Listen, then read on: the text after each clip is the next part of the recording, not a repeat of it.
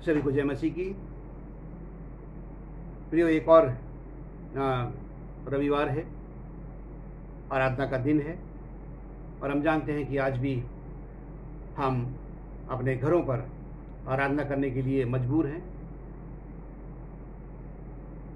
परमेश्वर से लगातार प्रार्थना करने की ज़रूरत है, क्योंकि हम नहीं जानते कि परमेश्वर की क्या योजना है। मैं बार बार इस बात को कहता हूँ कि हमारा परमेश्वर हमसे प्रेम करने वाला परमेश्वर है, और वो कोई भी योजना ऐसी नहीं बनाता है जो हमारे लिए हानि की हो।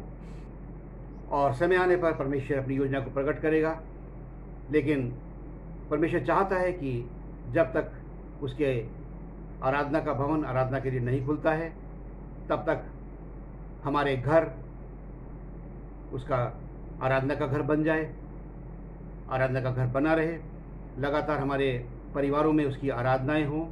और यह आराधना मेरे मित्रों केवल औपचारिक नहीं होनी चाहिए। परमेश्वर चाहता है कि लोग उसकी आराधना आत्मा और सच्चाई से करें, और जो आराधना आत्मा और सच्चाई से होती है, परमेश्वर की दृष्टि में वो ग्रहण योग्य ठहरती है।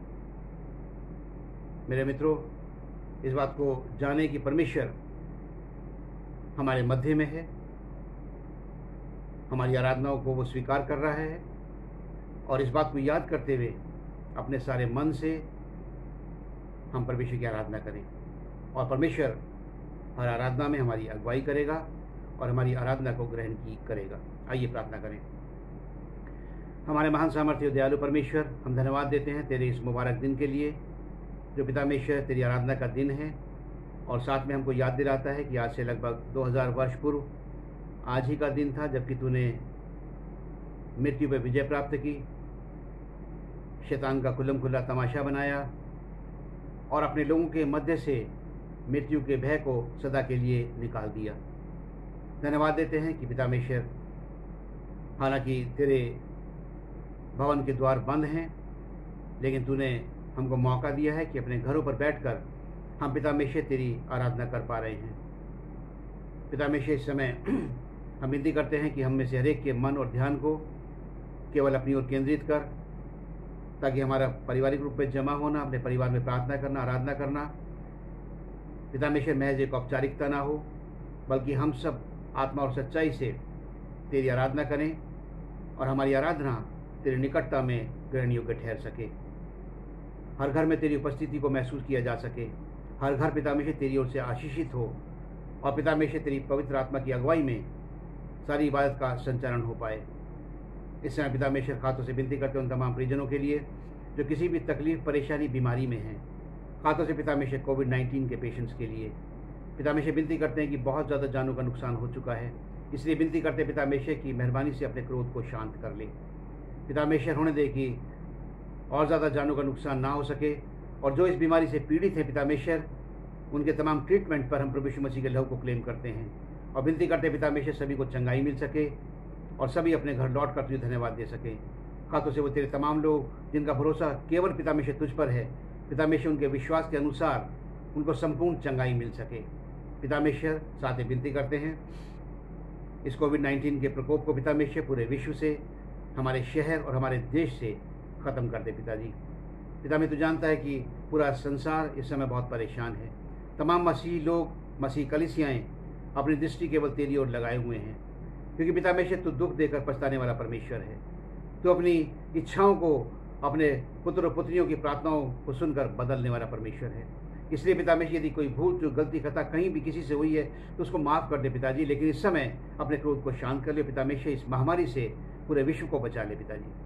पितामेश्वर, होने दे कि इसका विस्तार रुक जाए, और पितामेश्वर बहुत जल्द इस वायरस का अंत होने वाला हो सके। और जानते हैं पितामेश्वर कि ये सिर्फ और सिर्फ तेरी कृपा से और तेरे अनुग्रह से हो सकता है। मान परमेश्वर, तमाम डॉक्टर्स, नर्सिस, पैरामेडिकल स्टाफ, तमाम टेक्नीशियंस और तमाम जो दूसरे हॉस्पिटल स्टाफ हैं, हम पितामेश्वर तेरे हाथों में सौंप देते हैं। तमाम इन्फेक्शन से उनको ही बचा पितामेश्वर, उनकी जान की हिफाजत कर। होने दे पितामेश्वर, यदि कोई भी इनमें से कोई किसी को इन्फेक्शन हुआ है, कोई पीड़ित है, तो संपूर्ण चंगाई दे, और पितामेश्वर ऐसा होने दे कि उनके परिवार तक इन्फेक्शन ना पहुँच पाए। मान परमेश्वर, फिर से तेरे सामने गिड़गिड़ाते हैं कि तो पितामेश्वर इसके विस्तार को रोक दे, और पितामेश्वर बहुत जल्द पितामेश्वर इसका अंत कर दे। पितामेश्वर, दूसरे बहुत से लोग हैं जो विभिन्न बीमारियों से पीड़ित हैं, बहुत सी रिक्वेस्ट हमारे पास आती हैं, सब तेरी दृष्टि में है। सभी की चंगाई के लिए पितामेश्वर से प्रार्थना करते हैं, अपने नाम की महिमा के लिए और अपने लोगों के विश्वास की बढ़ोतरी के लिए तमाम बीमारों को पिता परमेश्वर चंगाई दे। पिता परमेश्वर हमारे कुछ बुज़ुर्ग हमारे परिवारों में हैं, हमारी कलीसिया में हैं, हर एक बुज़ुर्ग को पिता परमेश्वर इस समय हम तेरे पवित्र नाम में लेकर आते हैं और पिता परमेश्वर तेरी सुरक्षा चाहते हैं। खासतौर से पिता परमेश्वर विनती और प्रार्थना करते हैं मिस्टर आरिफ सिंह के लिए और मिसेस गंभीर के लिए पिता परमेश्वर, जो दुर्बलता की स्थिति में हैं, इन पर दया कर, अनुग्रह कर पिताजी। इसके सिवाय पिता परमेश्वर और भी जो बुजुर्ग हैं सभी को तेरे हाथों में सौंप देते हैं। अपनी कलीसिया के तमाम परिवारों को पिता परमेश्वर, चाहे वो कहीं भी रहते हैं, तेरे हाथों में सौंप देते हैं और चाहते पिता परमेश्वर हर परिवार में तेरी उपस्थिति हो, हर परिवार की ज़रूरतें तेरे स्वर्ग भंडार से पूरी की जाएं, हर परिवार तेरे हाथों में सुरक्षित रह सके। पिता परमेश्वर आर्थिक समृद्धता दे, आत्मिक मजबूती दे और किसी भली वस्तु की घटी हमारी कलीसिया के परिवारों में न होने दे। पिता परमेश्वर जहाँ लोग रहते हैं जिम्मेदारी का जीवन जी सकें और पिता परमेश्वर जो इनके आसपास के लोग हैं, इनके मित्र लोग हैं पिता परमेश्वर, उनके लिए पिता परमेश्वर एक अच्छा नमूना, अच्छा आदर्श प्रस्तुत करने वाले हो सके और साथ में कलीसिया के प्रति अपनी जिम्मेदारियों को समझने वाले हो सके। एक बार फिर से पिता परमेश्वर चाहते हैं पूरी आराधना में तेरी उपस्थिति बनी रहे, तेरी आत्मा की अगुवाई में हो सके और हम सब पिता परमेश्वर इस आराधना के द्वारा आशीष पाएँ। इससे पहले पिता परमेश्वर के तेरे आराधना में आगे जाएं, यदि हमसे कोई भूल चूक गलती कथा हुई है तो माफ़ कर दे पिताजी और इस समय अपनी आराधना करने के योग्य हमको बना ले। प्रभु यीशु मसीह के नाम से मांगते हैं, आमीन।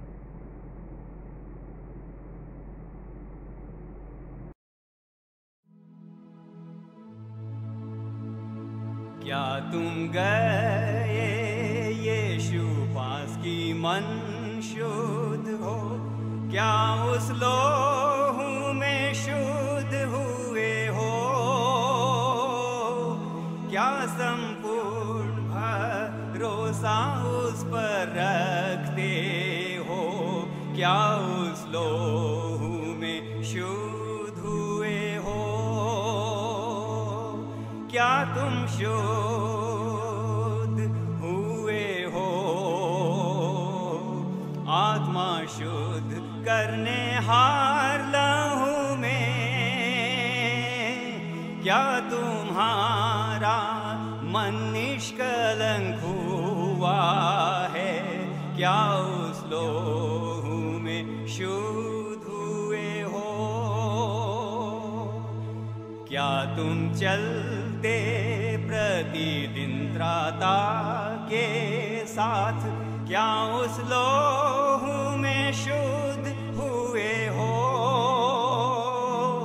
क्या निरंतर चैन है तुझे यीशु से, क्या उस लोहू में शुद्ध हुए हो,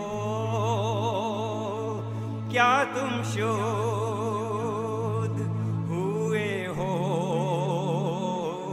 आत्मा शुद्ध करने वाले लहू में, क्या तुम्हारा मन निष्कलंक हुआ है, क्या उस लोहू में शुद्ध हुए हो,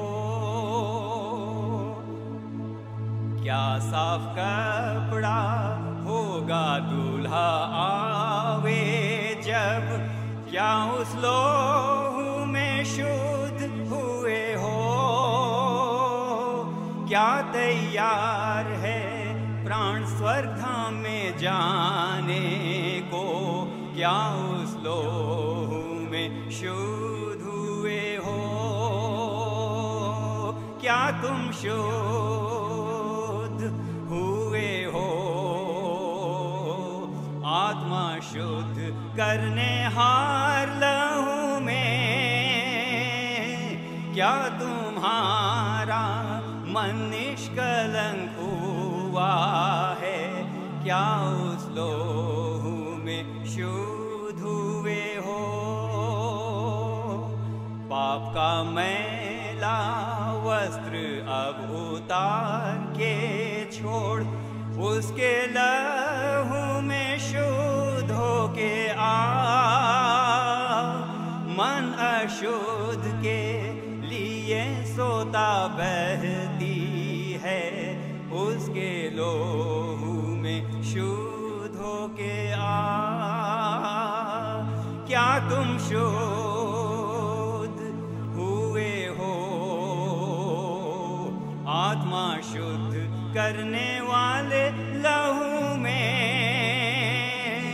क्या तुम्हारा मन निष्कलंक हुआ है, क्या उस लोहू में शुद्ध हुए हो, क्या उस लोहू में शुद्ध हुए हो,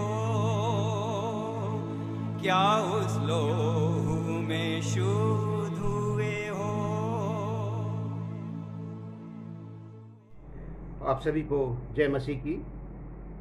प्रियो, जब मैं रोमियो की पत्री और उसका 8वां अध्याय का अध्ययन कर रहा था तो वहाँ पर मैंने 21 पद में और 22 पद में पाया कि परमेश्वर का वचन बताता है कि सृष्टि भी आप ही विनाश के दास्तव से छुटकारा पाकर परमेश्वर की संतानों की महिमा की स्वतंत्रता प्राप्त करेगी।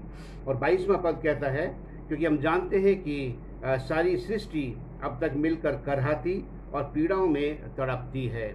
और जब मैं आजकल के स्थिति को देख रहा था पूरे संसार की, तो हम जानते हैं कि आज पूरा संसार बड़ी पीड़ा में है, तड़प रहा है, एक महामारी आई हुई है। और यदि हम इसी अध्याय के रोमियो के 8 अध्याय के यदि हम 19 पद में देखें तो वहाँ पर लिखा हुआ है, क्योंकि सृष्टि बड़ी आशा भरी दृष्टि से परमेश्वर के पुत्रों के प्रकट होने की बाट जो रही है। जी हाँ, ये सारी सृष्टि परमेश्वर के पुत्रों के प्रकट होने की बाट जो रही है। और यदि 8वें अध्याय के ही हम 14 पद में देखते हैं तो वहाँ पर साफ लिखा हुआ है कि जितने आत्मा के चलाए चलते हैं वही परमेश्वर के पुत्र हैं। और मेरे मित्रों, जब मैं इस पर गौर कर रहा था तो जब पिछली बार परमेश्वर के दया से जो मैसेज हमको मिला था वो ये था कि प्रभु यीशु मसीह ने स्वयं बहुत से लोगों से कहा कि जो मुझे हे प्रभु कहते हैं उनमें से हर एक परमेश्वर के राज्य में प्रवेश नहीं कर पाएगा। जी हाँ, और हम इस बात को नहीं जानते कि परमेश्वर किसको अपने राज्य में प्रवेश कराएंगे और कौन उसके राज्य के अधिकारी हो जाएंगे। लेकिन आज हम इस बात को देख सकते हैं कि ये सारी सृष्टि जो है ये परमेश्वर के पुत्रों के प्रकट होने की बाट जो रही है। ये कौन है परमेश्वर के पुत्र? यदि हम देखें यूहन्ना रचित सुसमाचार का 10वां अध्याय और उसके 1 पद से यदि 30 पद तक हम अध्ययन करते हैं, वहाँ पर प्रभु यीशु मसीह अपनी भेड़ों के विषय में बातचीत करते हैं। और प्रभु यीशु मसीह कहते हैं कि मैं अपनी भेड़ों को जानता हूँ, उनको नाम लेकर बुलाता हूँ और मेरी भेड़ें मुझे जानती हैं और मैं अपनी भेड़ों के लिए प्राण देता हूँ और मेरी भेड़ें मेरा शब्द सुनती हैं और मेरे पीछे चलती हैं। जी हाँ, प्रभु यीशु मसीह अपनी जो उसकी अपनी भेड़ें, जो चुनी हुई भेड़ें, उनके बारे में प्रभु यीशु मसीह बातचीत करते हैं। और आगे प्रभु यीशु मसीह कहते हैं कि ऐसी भेड़ें जो हैं वो कभी नष्ट नहीं होंगी और प्रभु यीशु मसीह उन्हें अनंत जीवन देने का वायदा भी करते हैं। यदि हम देखें, कंपेयर करें यदि यूहन्ना 3:16 को, तो जहाँ पर साफ लिखा हुआ है कि परमेश्वर ने जगत से ऐसा प्रेम किया कि उसने अपना इकलौता पुत्र दे दिया ताकि जो कोई इस पर विश्वास लाए नाश ना हो परंतु अनंत जीवन पाए। जी हाँ, जो सचमुच में प्रभु के भेड़ें हैं और प्रभु के पीछे चलती हैं, हम जानते हैं कि प्रभु उनको अनंत जीवन देने का वायदा करता है। प्रभु उनको जानता है, उनके नाम से जानता है और उसकी भेड़ें उनको जानती हैं। जी हाँ, यदि हम यूहन्ना रचित सुसमाचार का 10वें अध्याय का 26वां पद देखें तो वहाँ पर उन भेड़ों के बारे में है जो उसको नहीं जानती। और वहाँ पर लिखा हुआ है, परंतु तुम इसलिए विश्वास नहीं करते क्योंकि तुम मेरी भेड़ों में से नहीं हो। जी हाँ, ऐसे बहुत से लोग होंगे जो उस पर विश्वास नहीं करेंगे, उसकी भेड़ों में शामिल नहीं होंगे और वो बेशक अपने आप को मसीह कहेंगे लेकिन वास्तव में वो मसीह नहीं हैं। जी हाँ, एक प्रश्न उठता है फिर कौन उसके बेटे और बेटियां हैं, कौन सच्चे मसीह हैं? यदि हम प्रेरितों के काम और उसका 11वां अध्याय और 26 पद का अध्ययन करते हैं तो वहाँ पर बहुत सुंदर बात है। और जहाँ पर लिखा हुआ है अंतिम 26 पद के अंतिम भाग में लिखा हुआ है कि चेले सबसे पहले अंताकिया में मसीही कहलाए। जी हाँ, चेले सबसे पहले अंताकिया में मसीही कहलाए। और यदि परमेश्वर के वचन में हम देखते हैं तो ये मसीही वर्ड, ये क्रिश्चियन वर्ड केवल बाइबल में 3 बार इसका प्रयोग किया गया है। पहली बार यहीं पर जब हम जिसका रेफरेंस का हम अध्ययन कर रहे हैं, प्रेरितों के काम का 11वां अध्याय और 26वां पद, और प्रेरितों के काम 26वां अध्याय और 28वां पद, और पहला पतरस उसका 4था अध्याय उसका 16 पद। 3 स्थानों पर मसीही शब्द का, क्रिश्चियन शब्द का इस्तेमाल बाइबल में किया गया है। क्रिश्चियन की डेफिनेशन क्या है। यदि हम सब जानते होंगे क्रिश्चियन डेफिनेशन क्या है, लेकिन मैं 2 डेफिनेशन इसकी आपको इस समय आपसे डिस्कस करना चाहूँगा। पहली जो लिटरली जो इसका मीनिंग है वो है फॉलोअर्स ऑफ जीसस क्राइस्ट, यानी a person whose religion is Christianity is called a Christian. जिसका धर्म जो क्रिश्चियनिटी है वो एक क्रिश्चियन है। लेकिन जो इसका वास्तविक अर्थ यदि हम समझना चाहें तो इसका वास्तविक डेफिनेशन होती है a person प्रोफेसेस believe in the teachings of the Lord Jesus Christ. जो प्रभु यीशु मसीह की शिक्षाओं पर विश्वास करता है, उसके अनुसार चलता है, वही सचमुच में एक मसीह है। यदि हम अध्ययन करते हैं, जब हम जानते हैं कि कलीसिया की स्थापना हुई प्रेरितों के काम के 2 अध्याय में, और कलीसिया का विस्तार हुआ, 3000 लोग उसी दिन पतरस के प्रचार के बाद कलीसिया में मिल गए। उसके बाद हम देखते हैं 11वें अध्याय तक चेले मसीही नहीं कहलाए, और 11वें अध्याय की 26वें पद में जाकर लिखा हुआ है कि अंताकिया में चेले मसीही कहलाए। मेरे मित्रों, यदि हम आज अपने आप को एक सच्चे मसीही के रूप में स्थापित करना चाहते हैं, और हम ये चाहते हैं कि हम उसके बेटे और बेटियों के रूप में अपना को स्थापित करें, हमारा नाम उसकी भीड़ों में शामिल हो जिनको प्रभु यीशु मसीह नाम लेकर बुलाता है और हमें वो जानता है। मेरे प्रियो, ज़रूरी है कि हम अपने जो प्राचीन हैं, जो हमारी जो प्रभु यीशु मसीह के जो शिष्य थे, हम उनकी जो क्वालिटीज़ को अपने अंदर हम धारण करें, उसके अनुसार अपने जीवन को हम चलाएं। यदि हम जो प्राचीन कलीसिया को देखें और प्राचीन शिष्यों को देखें मेरे मित्रों, तो उनके जीवन में एक बड़ा परिवर्तन पवित्र आत्मा के पाने के बाद आया। और जब पहली कलीसिया स्थापित हुई तो उसके बारे में लिखा हुआ है कि सांसारिकता से वो बिल्कुल अलग थे। उनके अंदर यूनिटी थी, वो भौतिक वस्तुओं से अलग रहते थे, किसी चीज़ का लालच नहीं था। वो प्रतिदिन मंदिर में इकट्ठे होते थे और घर घर जाकर परमेश्वर की आराधनाएं होती थी, और बड़े शालीनता से वो परमेश्वर के निकटता में अपने जीवन को चलाते थे। और लिखा हुआ है कि praising God and having favour with all people, वो परमेश्वर की स्तुति और महिमा किया करते थे। और बहुत ही महत्वपूर्ण बात थी कि सब लोग उनसे प्रसन्न थे। सब लोग प्रसन्न क्यों थे? क्योंकि उनका व्यवहार बहुत अच्छा और साधारण किस्म का था। और मेरे मित्रों, यही कारण था कि परमेश्वर भी उनसे प्रसन्न था और लोग भी उनसे प्रसन्न थे। मेरे मित्रों, इस समय हम 3 बातों पर गौर करेंगे। यदि हम सचमुच में परमेश्वर के पुत्र और पुत्रियाँ बनना चाहते हैं तो हमें देखना होगा कि उसके पुत्र और पुत्रियों का व्यवहार कैसा होना चाहिए, और एक ट्रू क्रिश्चियन का व्यवहार कैसा होना चाहिए जो परमेश्वर के राज्य का अधिकारी बन पाए। जी, यदि हम प्राचीन प्रभु यीशु मसीह के चेलों को देखें, वो मसीह कहलाए। क्यों? क्योंकि उनका जो वे ऑफ लाइफ था वो एक मसीह के समान था। उनका बिहेवियर, उनकी एक्टिविटीज़, उनकी स्पीच, उनका जो नेचर था वो बिल्कुल प्रभु यीशु मसीह के समान था। और एग्जैक्टली वो प्रभु यीशु मसीह की आज्ञाओं का पालन करते थे, उसके अनुसार अपने जीवन को चलाते थे। और परमेश्वर की दृष्टि में सचमुच में वो एक सच्चे शिष्य थे जो प्रभु यीशु मसीह की निकटता में लगातार बढ़ रहे थे। न केवल स्वयं बढ़ रहे थे, बल्कि बहुत से लोगों को लगातार प्रभु यीशु मसीह की उपदेशों को देकर, शिक्षाओं को देकर लोग कलीसिया में वो लोग मिला रहे थे। और परमेश्वर तो उनसे प्रसन्न था, लेकिन उनका व्यवहार ऐसा था कि सब मनुष्य भी उनसे प्रसन्न थे। मेरे मित्रों, आज बहुत ये एक महत्वपूर्ण बात है मेरे और आपके जीवन के लिए। मैं और आप जिस समाज में रहते हैं, हमारे पास बहुत से ऐसे लोग हैं जो मसीह को नहीं जानते हैं। गैर मसीही लोग हमारे साथ रहते हैं, हमारे मित्र हैं, हमारे जान पहचान के हैं। आज मेरे मित्रों, यदि हम देखना चाहें तो वो आज हमारे वचनों को शायद नहीं सुनना चाहते हैं, लेकिन आज वो मसीहों में मसीहत को देखना चाहते हैं। आज वो मसीहों में प्रभु यीशु मसीह के स्वभाव को देखना चाहते हैं। और सचमुच में आज बहुत गंभीरता से सोचने का ये विषय है कि आज जबकि हम जानते हैं एक बहुत ही बड़ी महामारी पूरे विश्व में फैली हुई है, हमारे देश में, हमारे शहर में फैली हुई है, और ज़्यादातर समय हम अपने घरों पर बिताते हैं और ज़्यादा से ज़्यादा अपने नेबर्स के साथ गुजारते हैं। तो हमारा क्या प्रभाव अपने नेबर्स पर है? वो हमारे स्वभाव को किस रूप में देखते हैं? क्या वो हमारे स्वभाव में प्रभु यीशु मसीह को देखते हैं? क्या हमारे अंदर वो प्रभु यीशु मसीह के गुणों को देखते हैं? और क्या वो जानते हैं कि हम लोग एक प्रैक्टिकल मसीह हैं, जो हम कहते हैं उसके अनुसार अपने जीवन को चलाते हैं? ये बहुत ही महत्वपूर्ण बात है और ये आत्मचिंतन करने का भी विषय है। फिलिप्पियों की पत्री में पौलुस लिखते हैं 2 अध्याय उसके 5वें पद में, जैसा मसीह का स्वभाव था वैसा ही स्वभाव तुम्हारा भी हो।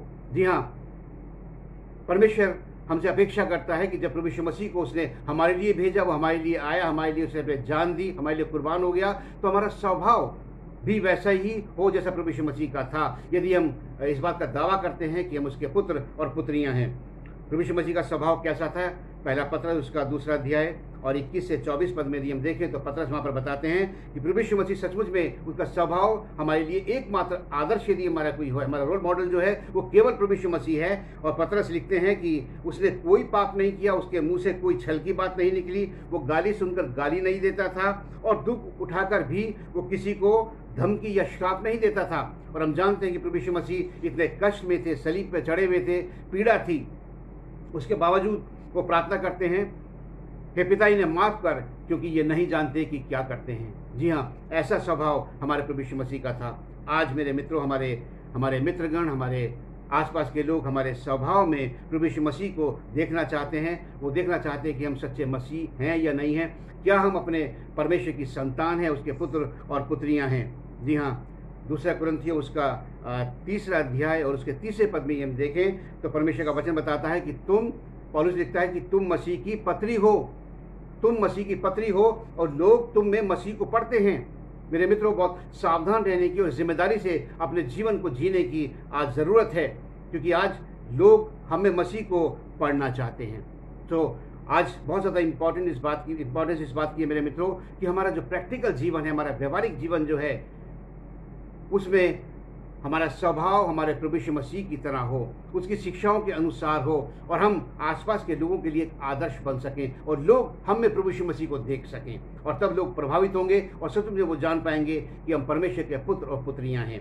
दूसरी चीज़ मेरे मित्रों जो बहुत महत्वपूर्ण है वो ये है कि एक पुत्र जो है वो हमेशा अपने पिता का आदर करता है, सम्मान करता है और उसका आज्ञाकारी होता है। ओबीडियंस एक सच्चे मसीह के लिए बहुत ज़्यादा ज़रूरी है। एक पुत्रियों के रूप में स्थापित करने के लिए हमें आज्ञाकारी होना बहुत ज़्यादा ज़रूरी है।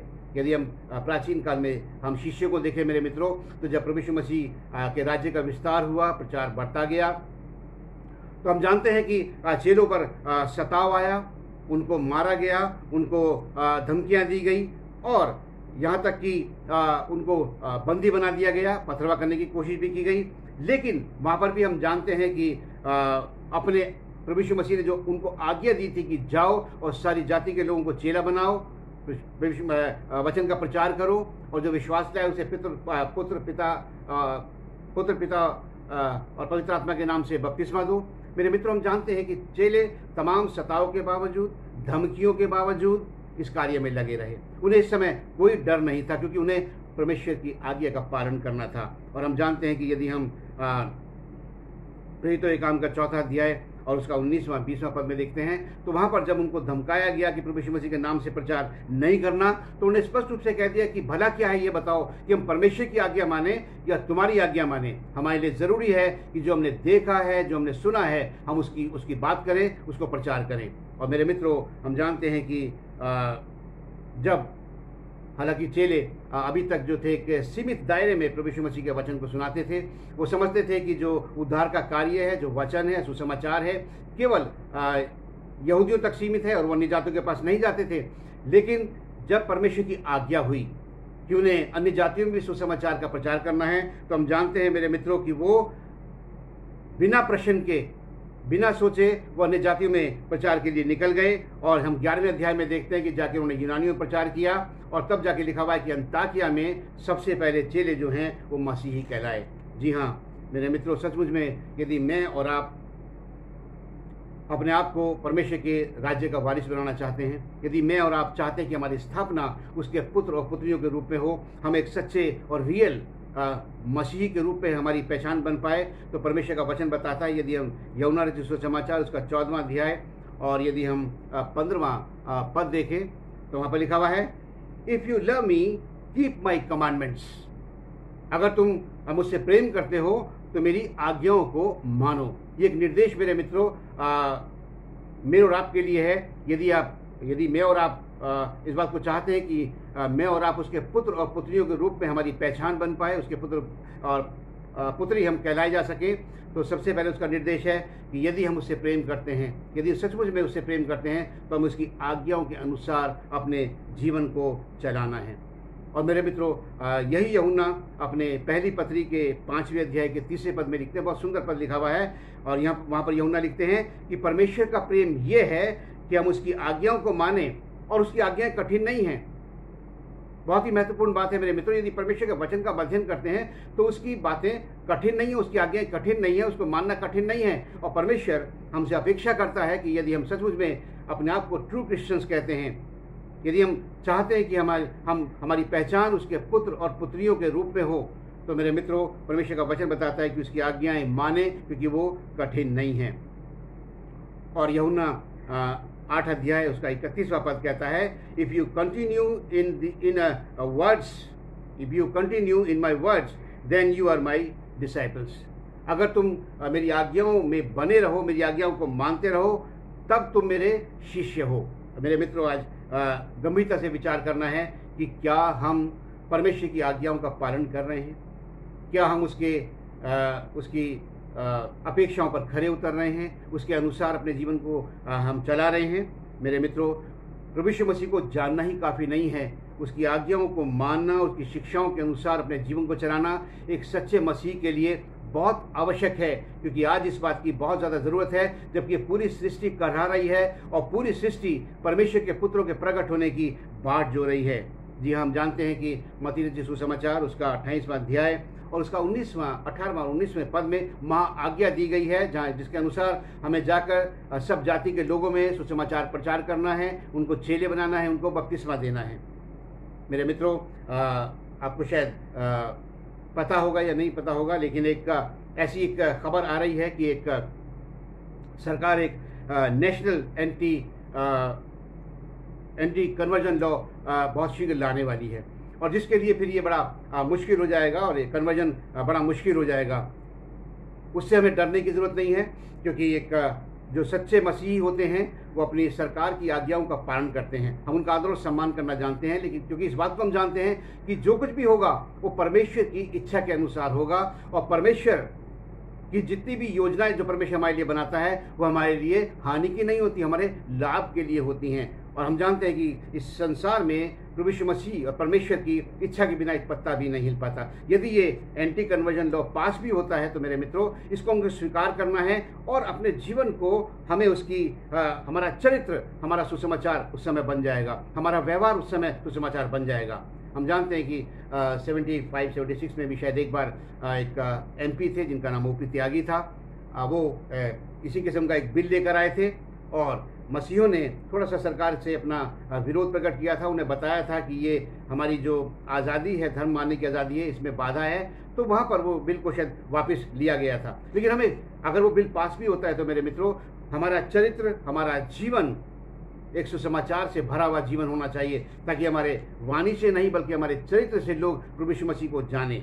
जी हाँ मेरे मित्रों, ज़रूरी है यदि हम अपने आप को एक मसीही, एक सच्चे मसीह के रूप में स्थापित करना चाहते हैं, उसके पुत्र पुत्रियों के रूप में स्थापित करना चाहते हैं, जिसकी सारी सृष्टि जिसकी बाट जो रही है, हमें मेरे मित्रों उसका सा व्यवहार रखना है और उसकी आज्ञाओं का पालन करना है। और तीसरी एक बहुत ही जो महत्वपूर्ण बात है, यदि मैं और आप उसके पुत्र पुत्रियों के रूप में अपने आप को स्थापित होते हुए देखना चाहते हैं, अब हम अगर सच्चे मसीह बनना चाहते हैं, तो मेरे मित्रों हमें उसके गवाह बनना होगा। क्योंकि अब समय आ गया है कि उसके गवाह बनकर हम खड़े हों, क्योंकि ये सृष्टि बड़ी आशा भरी दृष्टि से परमेश्वर के पुत्र पुत्रियों के प्रकट होने की बाट जो रही है। और इसके लिए ज़रूरी है मेरे मित्रों कि हम परमेश्वर के योजनाओं को अच्छी तरीके से समझें, प्रभु यीशु मसीह की शिक्षाओं को समझें, उसकी बातों को हम अपने मन में धारण करें। यशायाह नबी अपने 43वें अध्याय के 10वें पद में कहते हैं, तो कहते हैं कि परमेश्वर यहोवा कहता है कि तुम मेरे साक्षी हो। परमेश्वर अपने लोगों से कहता है कि तुम मेरे साक्षी हो और मेरे दास हो जिन्हें मैंने चुना है। जी हाँ, परमेश्वर के वचन के अनुसार हम उसके दास और उसके साक्षी हैं, और परमेश्वर के द्वारा हम चुने गए लोग हैं। लेकिन बहुत ही महत्वपूर्ण बात है कि समझ कर मेरी प्रीति करो। परमेश्वर का वचन स्पष्ट रूप से कहता है, परमेश्वर का दास कहता है कि समझकर परमेश्वर की प्रतीति करनी है। और आज बहुत ज़्यादा ज़रूरी है मेरे मित्रों कि मसीह लोगों को आज मैच्योर होने की ज़रूरत है। आज हमें केवल परमेश्वर को जानना नहीं है, बल्कि परमेश्वर की योजनाओं को समझना है और समझ कर प्रतीति करनी है। मैं ऐसे बहुत से लोग देखे हैं जो परमेश्वर के वचन से मुकर जाते हैं। ऐसे बहुत से लोग आज भरमाए जा रहे हैं। क्यों?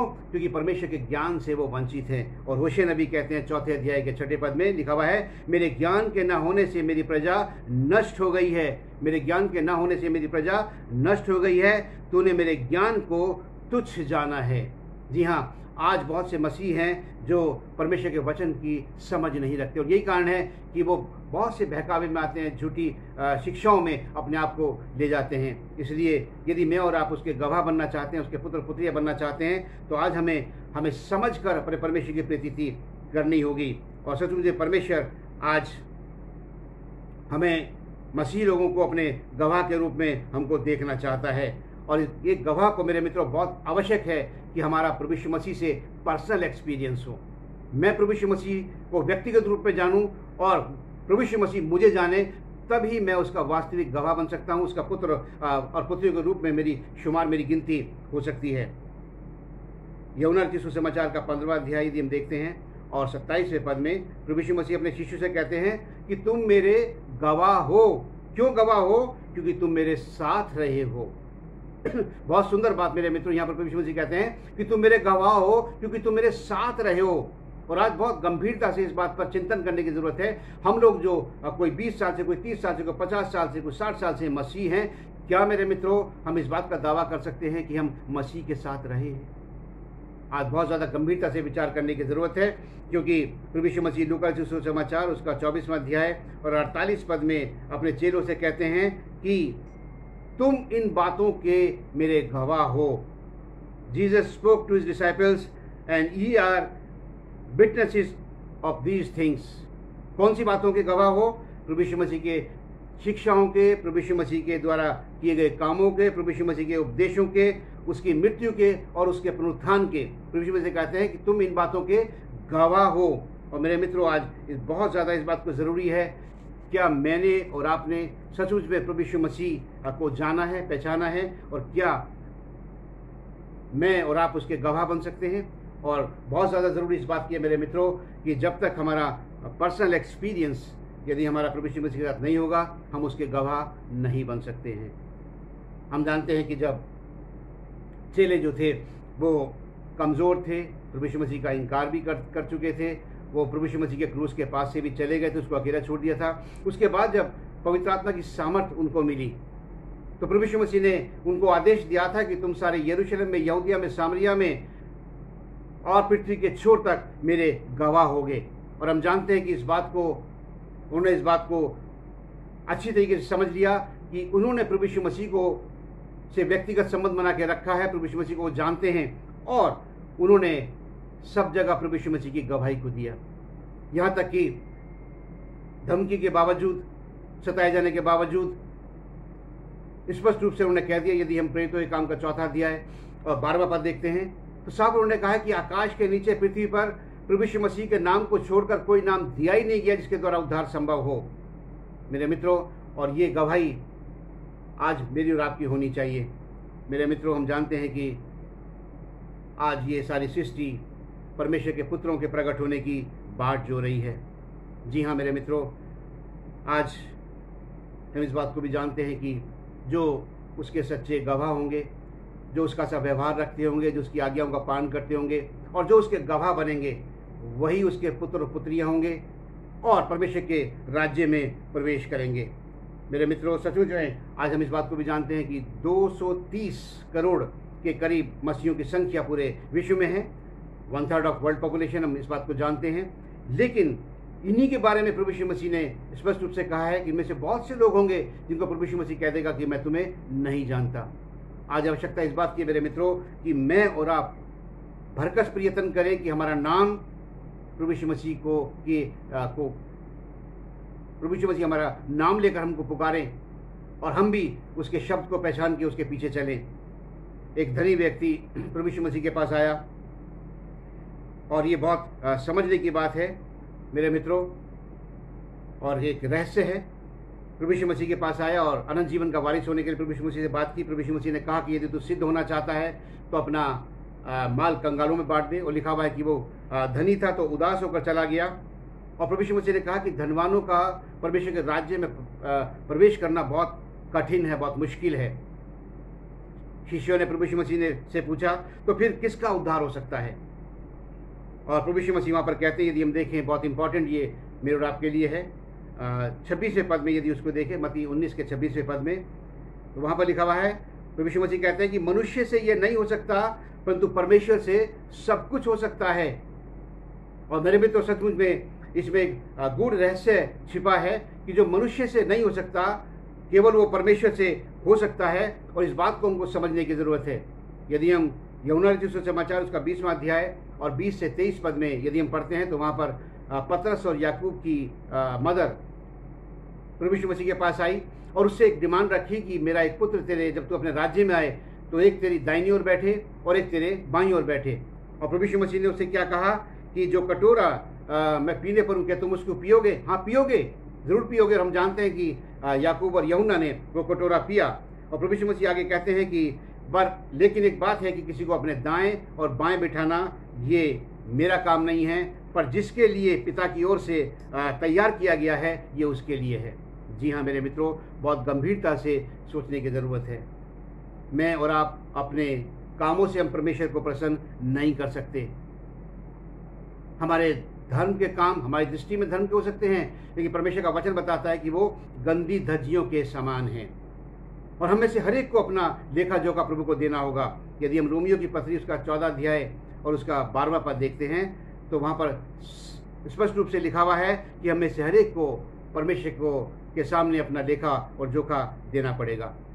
जी हाँ मेरे मित्रों, हमारा कर्तव्य केवल इतना है कि हम उस मार्ग पर चलते रहें जो प्रभु यीशु मसीह ने हमको दिखाया, उन शिक्षाओं के अनुसार अपने जीवन को चलाएं जिस पर प्रभु यीशु मसीह ने हमको चलने की आज्ञा दी है। हम उसके साथ साथ चलें और एक आदर्श के रूप में लोग हमको जाने, ऐसा हमारा जीवन होना चाहिए। निर्गमन की पुस्तक के 33वें अध्याय 19 पद में हम देखें तो वहाँ पर लिखा हुआ है कि जिस पर मैं अनुग्रह करना चाहूँ उस पर अनुग्रह करूँगा और जिस पर दया करना चाहूँ उसी पर दया करूँगा। और मेरे मित्रों, ये परमेश्वर की इच्छा पर है कि परमेश्वर किसको अपने राज्य में प्रवेश कराएगा, कौन उसके राज्य का अधिकारी होगा, कौन नहीं होगा। और हम इस पर हम प्रश्न नहीं कर सकते, इसको हम चैलेंज नहीं कर सकते। हमारा काम है कि परमेश्वर के दिखाए हुए रास्ते पर चलना, ईमानदारी से प्रभु यीशु मसीह के साथ चलना। रोमियो की पत्री उसका 9वां अध्याय और उसके 14-15 पद में ये देखें, बिल्कुल वही बात लिखी है जहाँ पर 16 पद में लिखा हुआ है, अतः ना तो ये चाहने वाले और ना दौड़ने वाले की परंतु दया करने वाले परमेश्वर की बात है। जी हाँ, किसी को स्वर्ग में जाना, स्वर्ग के राज्य का अधिकार आना, ये केवल अधिकार परमेश्वर के पास है मेरे मित्रों। हम उससे प्रश्न नहीं कर सकते, लेकिन पौलुस की तरह हमें निरंतर निशाने की तरफ बढ़ना है। पौलुस क्या कहता है यदि हम देखें फिलिप्पियों की पत्री और उसका यदि हम 3रा अध्याय और 12 से आगे पद हम पढ़ते हैं तो वहाँ पर पौलुस कहता है, यह मतलब नहीं कि मैं पा चुका हूँ या सिद्ध हो चुका हूँ, पर उस पदार्थ को पकड़ने के लिए दौड़ा चला जाता हूँ जिसके लिए यीशु ने मुझे पकड़ा था। साफ कहता है कि मैं सिद्ध नहीं हो चुका हूँ, लेकिन मैं प्रयासरत हूँ, मैं लगातार उस निशाने की तरफ दौड़ा चला जाता हूँ। कौन सा निशाना? उसकी दौड़ जीवन का मुकुट पाने की थी, अनंत काल का जीवन पाने की उसकी दौड़ थी। और वो कहता है कि मैं लगातार उसमें प्रयासरत हूँ, मैं लगातार दौड़ा चला जाता हूँ। जी हाँ मेरे मित्रों, परमेश्वर हमसे अपेक्षा करता है कि हम उसके राज्य के लिए अपने आप को लगातार तैयार करते रहें। और यदि हम देखें कुलसियों की पत्री में मेरे मित्रों हम देखें तो वहाँ पर 2रा अध्याय और 6 और 7वें पद में लिखा हुआ है, अतः जैसे तुमने मसीह यीशु को प्रभु करके ग्रहण कर लिया है वैसे ही उसी में चलते रहो और उसी में जड़ पकड़ते और बढ़ते जाओ, और जैसे तुम सिखाए गए वैसे ही विश्वास में दृढ़ होते जाओ और अधिक धन्यवाद करते चले जाओ। जी हाँ, हमारा कर्तव्य ये है कि हम ईमानदारी के साथ परमेश्वर की आज्ञाओं का लगातार हम पालन करते रहें। जैसे हमने प्रभु यीशु मसीह को ग्रहण किया है वैसे ही उसी में चलते रहें, जड़ पकड़ते जाएं और निरंतर बढ़ते चले जाएं। मेरे मित्रों, उसका प्रतिफल देना ये परमेश्वर का काम है, ये मेरा काम नहीं है। मुझे केवल उसकी आज्ञाओं के अनुसार अपने जीवन को चलाना है। मेरे मित्रों, सचमुच में यदि मैं और आप ट्रू क्रिश्चियंस बनना चाहते हैं, यदि मैं और आप चाहते हैं कि हमारी स्थापना उसके पुत्र और पुत्रियों के रूप में की जाए, मैं और आप उसके पुत्र पुत्रियां बन सकें और उसके राज्य के अधिकारी बन सकें, तो मेरे मित्रों, परमेश्वर के वचन के अनुसार हमें उन शिष्यों जैसा व्यवहार रखना है जो प्रभु यीशु मसीह के शिष्य थे, जिन्होंने पवित्र आत्मा पाया और लगातार परमेश्वर के राज्य का विस्तार वो करते चले गए। उनका हमें प्रभु यीशु मसीह का सा व्यवहार रखना है, हमें प्रभु यीशु मसीह की आज्ञाओं का पालन करना है और आजकल के खास समय में हमें उसके गवाह बन के खड़े होना है। और अंतिम पद मैं एक चैलेंजिंग रूप में आपको देना चाहूँगा। मेरे और आपके लिए ये चेतावनी है और सोचने का विषय है। 2 कुरिन्थियों उसका 13 अध्याय और 5वां पद यदि हम देखें, 2 कुरिन्थियों उसका 13 अध्याय और 5वें पद में लिखा हुआ है, अपने आप को परखो कि विश्वास में हो कि नहीं। आत्मचिंतन करने की ज़रूरत है। अपने आप को परखो कि विश्वास में हो कि नहीं। अपने आप को जांचो कि क्या तुम अपने विषय में ये जानते हो कि यीशु मसीह तुम में है, नहीं तो तुम निकम्मे निकले।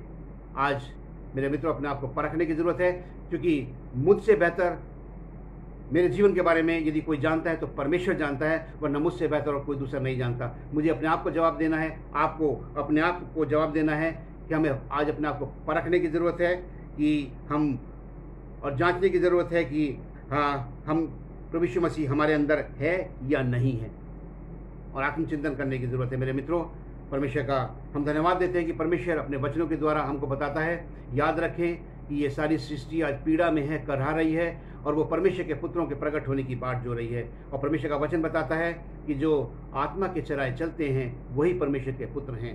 परमेश्वर हमको ऐसी आशीष दे, ऐसी सामर्थ्य दे कि हम अपने आप को परमेश्वर के पुत्रों के रूप में स्थापित कर पाएँ, ताकि परमेश्वर के राज्य में हमारा स्थान हो। परमेश्वर हम सबको बहुत आशीष दे। आइए प्रार्थना करें। हमारे महान सामर्थ्य दयालु परमेश्वर, हम धन्यवाद देते हैं पूरी आराधना में तेरी उपस्थिति पिता परमेश्वर अपने लोगों के बीच में बनी रही। और पिता परमेश्वर, हम जानते हैं और भरोसा करते हैं कि आज हमारी आराधनाएं तेरी निकटता में गहन योग्य ठहरी हैं। पिता परमेश्वर, हम इस समय विशेष रूप से प्रार्थना करते हैं उन तमाम परिजनों के लिए जिनकी वेडिंग एनिवर्सरीज पिता परमेश्वर सप्ताह में है। पिता परमेश्वर, उनके वैवाहिक जीवन को, पति पत्नी को तेरे हाथों में सौंप देते हैं और विनती करते हैं जिस तरह से अब तक तूने उनको संभाला है, आने वाले जीवन में संभाल, ताकि पिता परमेश्वर ये पति पत्नी बहुत सी वेडिंग एनिवर्सरीज इस तरह से साथ साथ मनाते रहें, लेकिन पिता परमेश्वर साथ में अपने जीवन में प्रथम स्थान तुझे दे सकें। और पिता परमेश्वर, इनके परिवार में तेरी उपस्थिति लगातार बनी रहे, परिवार तेरी ओर से आशीषित हो और ये पति पत्नी आपसी प्रेम में बढ़कर तेरे प्रेम में बढ़ने वाले हो सकें। जिन लोगों के जन्मदिन इस सप्ताह में है पिताजी, धन्यवाद देते हैं कि तूने जन्म के रोज से लेकर आज तक उनको संभाला है, जीवितों के संसार में रखा है। एक नया वर्ष तेरी दया से, तेरे अनुग्रह से उनके जीवन में जुड़ रहा है। पिता परमेश्वर, आने वाले वर्ष को और उनके जीवन को हम पिता परमेश्वर तेरे सामर्थ्य और बलवंत हाथों में सौंप देना चाहते हैं और विनती करते हैं पिता परमेश्वर कि ये नया साल, नया वर्ष उनके लिए बहुत सी खुशी, बहुत सा आनंद और बहुत सी आशीष लाने वाला वर्ष हो सके। लेकिन पिता परमेश्वर, इस वर्ष में वो तेरी निकटता में और तेरी जान पहचान में और आगे बढ़ते चले जाएं और इनका जीवन तेरे नाम के लिए महिमा का कारण ठहरने वाला हो सके। सभी लोगों को तेरे अधीन कर देते हैं। दिन भर के लिए पिता परमेश्वर, हम अपनी आत्मा दे प्राण को तेरे हाथों में सौंपते हैं। प्रभु यीशु मसीह के नाम से मांगते हैं, आमीन। आए हमारे बाप, तू जो आसमान पर है, तेरा नाम पाक माना जाए, तेरी बादशाहत आए, तेरी मर्जी जैसे आसमान पर पूरी होती है ज़मीन पर भी पूरी हो। हमारे रोज़ की रोटी आज हमें बख्श दे, और जिस तरह से हमने अपने कसूरवारों को माफ़ किया है, तो भी हमारे कसूर माफ़ कर, हमें आजमाइश में ना पड़ने दे, बल्कि बुराई से बचा, क्योंकि बादशाहत, कुदरत और जलाल हमेशा तेरा ही है, आमीन। और अब हमारे प्रभु यीशु मसीह का अनुग्रह, पिता परमेश्वर का प्रेम और पवित्र आत्मा की सहभागिता हम सभी के साथ और कुल जहान के विश्वासियों के साथ आज से लेकर सर्वदा तक होती रहे, आमीन।